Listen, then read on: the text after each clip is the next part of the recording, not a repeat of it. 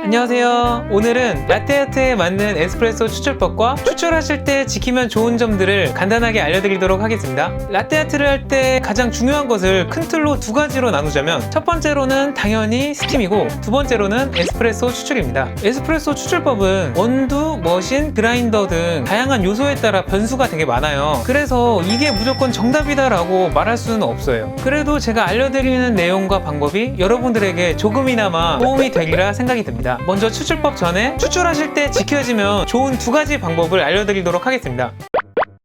첫 번째로 샷 추출을 하실 때 샷잔에 에스프레소를 받은 후에 다시 잔에 옮기지 마시고 잔에 바로 샷을 받는 게 좋습니다. 왜냐면 샷을 잔에 옮기는 과정에서 크레마가 좀 깨지게 되는데요, 크레마가 온전히 유지가 된 상태에서 라떼아트를 해야 더 잘 되기 때문에 웬만하면 잔에 바로 샷을 받아주시는 게 좋습니다.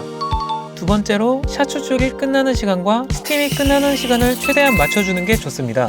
예를 들어 볼게요. 만약 추출을 먼저 해두고 그 이후에 스팀을 시작하게 되면 이미 에스프레소 추출은 끝났고 스팀은 계속 진행 중이겠죠? 이때 에스프레소의 크레마는 점점 사라지게 될 거예요. 반대의 예도 들어보겠습니다. 스팀을 먼저 해두고 에스프레소 추출을 하게 되면 추출을 하는 동안 완성된 스팀 우유는 거품이 위로 둥둥 뜨면서 우유와 거품이 분리되게 됩니다.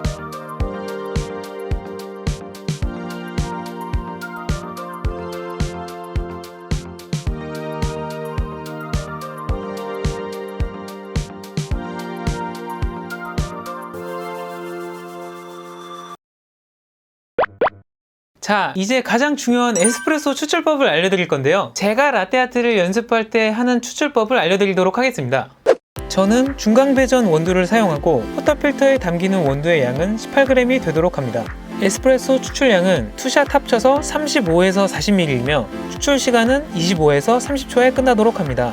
추출할 때 에스프레소가 떨어지는 느낌은 이렇게 꿀처럼 쫀득한 느낌이어야 좋습니다. 매장마다 바스켓 크기의 차이가 있을 수도 있어요. 바스켓 크기에 따라서 원두 담는 양이 달라지는데요, 우선은 18g으로 담으시고요. 18g으로 담았더니 포터필터 장착이 빡빡해서 잘 안 되시면 다시 16g이나 17g으로 맞춰 담는 방법으로 양을 정하시면 될 것 같습니다. 안 좋은 예시와 그에 맞는 간단한 분쇄도 조절법도 알려드릴게요. 35ml 정도로 추출량은 맞으나 추출이 끝나는 시간이 25초 밑으로 끝난다면 그라인더의 분쇄도를 한 칸씩 가늘게 맞춰 추출해보면서 조절해주세요. 보통 그라인더 옆면 쪽에 분쇄도 조절 기능이 있습니다. 30초 위로 끝이 난다면 분쇄도를 한 칸씩 굵게 해주면서 조절하시면 됩니다.